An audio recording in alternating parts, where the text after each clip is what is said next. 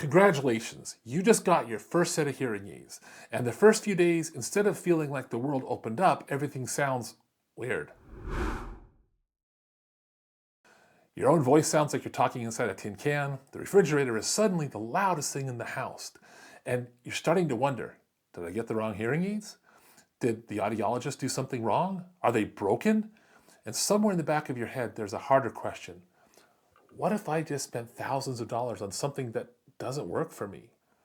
Many of our patients think this, and almost every time nothing is wrong.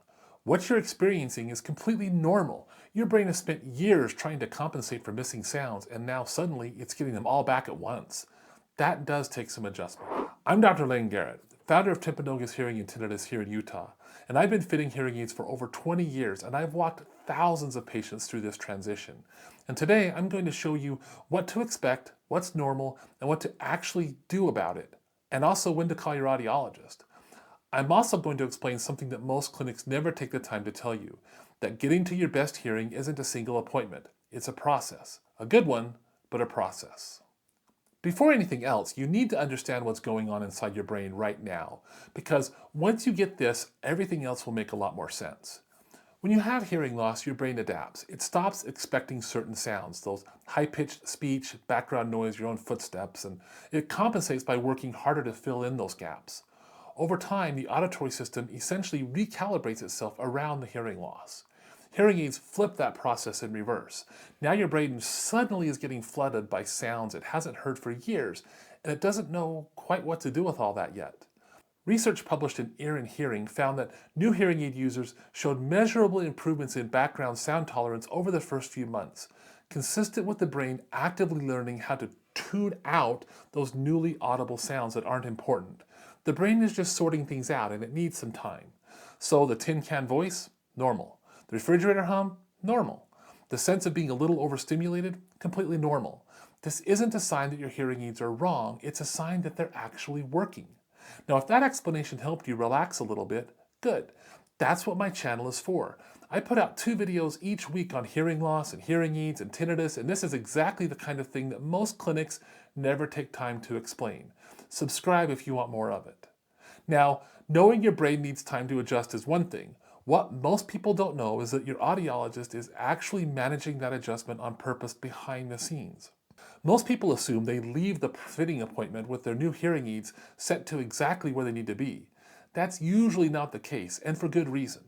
When your audiologist runs your hearing test, they generate a prescription, a precise calculation of exactly how much amplification you need at each frequency to make speech fully audible to you again. That's your target, and it's built from validated formulas developed over decades of research. But for a lot of new users, jumping straight to that target on day one is like going from no exercise at all to trying to run 6 miles on your first warning. Technically the right goal, practically overwhelming. So what we do instead is start you at a lower percentage of that target. Sometimes 70%, sometimes a little lower depending on how long you've been without good amplification and how your hearing loss is presenting. Your brain starts to get used to sounds as being clearer and louder, but it's not hit with the full target at once. Then over the next few weeks, we gradually step the amplification up.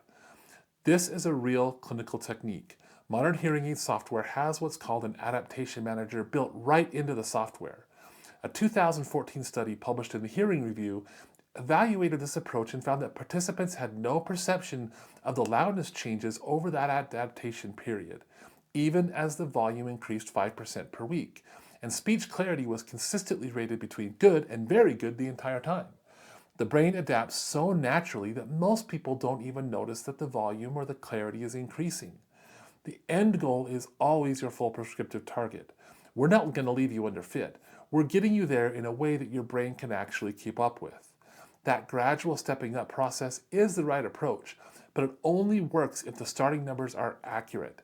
And that's where a lot of clinics are quietly dropping the ball. Only about 30% of clinics actually do something called real ear measurements, which frankly is a problem.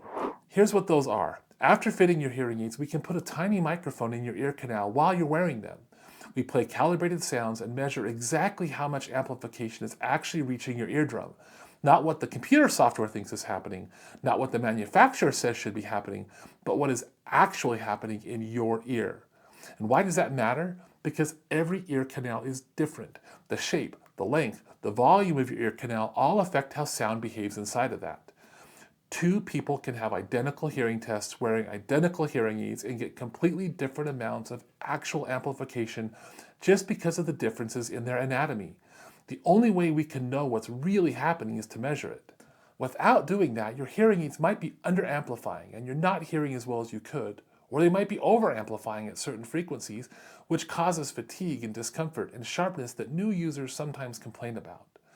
And tying this back to the acclimatization process, if we're stepping your amplification up from 70% to 100% of the target over several weeks, we need to know what those percentages correspond to with your actual ear.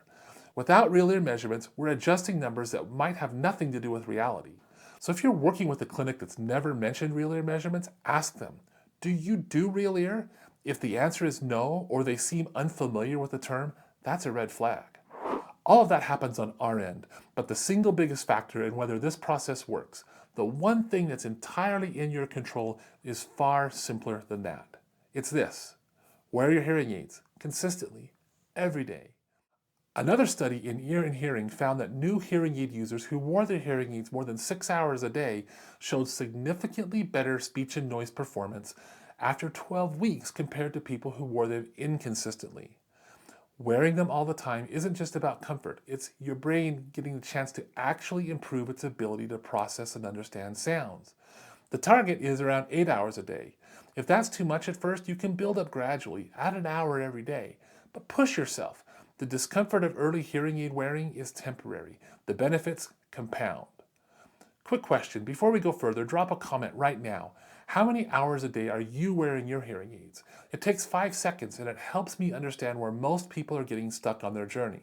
I read every one of them. Now, one caveat here. If you're having real physical pain, ear canal soreness or headaches or pressure that doesn't ease up, that's not your brain getting used to things. Call the audiologist.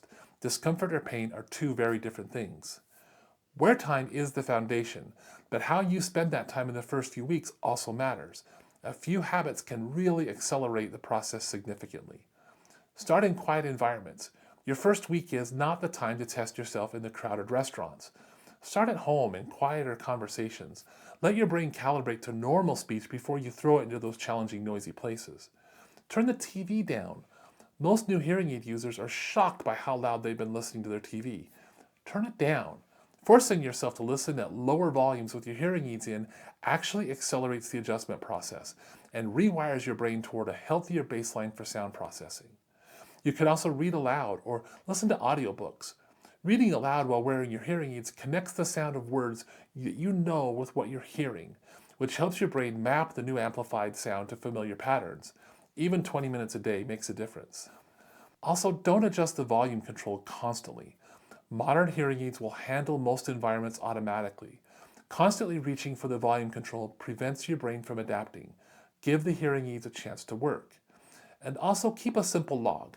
When something sounds off or uncomfortable, write it down. Restaurant background noise is still overwhelming, or my voice still sounds hollow. That log is gold at your follow-up appointments. It tells your audiologist exactly what needs to be adjusted. Without it, we're kind of guessing. With it, we can target specific problems precisely.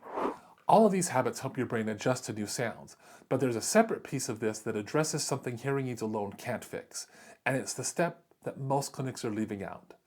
I can usually tell in the first follow-up visit who's going to succeed long-term, and it's not based on the hearing aid they bought. It's not even based on how severe their hearing loss is. It's based on whether they did the work to retrain their brain. Because hearing aids restore the sound, what they can't do on their own is retrain how your brain processes the sound.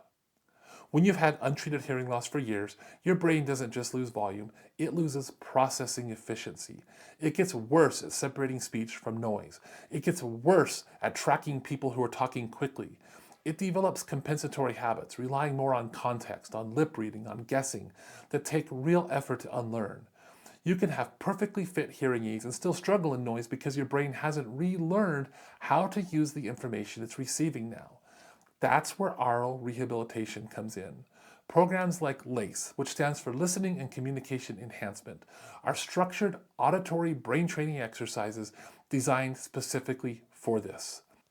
A study published in the Journal of the American Academy of Audiology found that participants improved speech understanding and noise by up to 40% with this training. Another study in ear and hearing found that aural rehabilitation enhances neuroplasticity, which is your brain's ability to reorganize and adapt, and that plays a direct role in long-term listening improvement. And what that means practically, your brain is not broken, it's plastic and it's learning, but it needs the right inputs to be able to do it. In my clinic, every new hearing aid patient gets started on LACE AI, which is the updated version of the program. The protocol is simple, 15 minutes a day for the first 30 days. The patients who complete it adapt faster, get less fatigued in difficult listening situations, and tend to get more out of their hearing aids at every technology level. If your clinic fit you with hearing aids and said nothing about aural rehabilitation, ask them directly. Do you have a hearing rehab program for new users? Again, if the answer is no, or they wave it off as something that's not important, that also tells you something about the depth of care they're providing. Adjusting to hearing aids is work, but it's short-term work with very specific payoffs. I've watched patients go from frustrated and ready to quit, convinced that the hearing aids were completely wrong and their brain would never adapt, to the moment it clicks. A phone call with a grandchild that they could finally follow. A family dinner where they caught the joke instead of faking it. Or a work meeting where they walked out feeling sharp instead of exhausted. That's what's on the other side of this process. Wear your hearing aids consistently, starting in quiet environments. Do your rehabilitation training, and every day keep that log and give your brain time to catch up. The first few days are the hardest. It gets easier, and then it gets good. If you want more guidance on getting the most from your hearing aids, including the questions to ask your audiologist at your first appointments, how to know if your fitting was actually been verified, and how to get the most out of hearing rehabilitation, I've put together a free learning center with resources on all of these topics. The link can be found in the description. And if you're here in Northern Utah and want this process done right, using proper verification and structured acclimatization and hearing rehabilitation, you can make an appointment in one of our clinics. We'll walk you through it. A link to make that appointment is in the description. Thanks for watching. Remember, the first few weeks are kind of hard, but stick with it.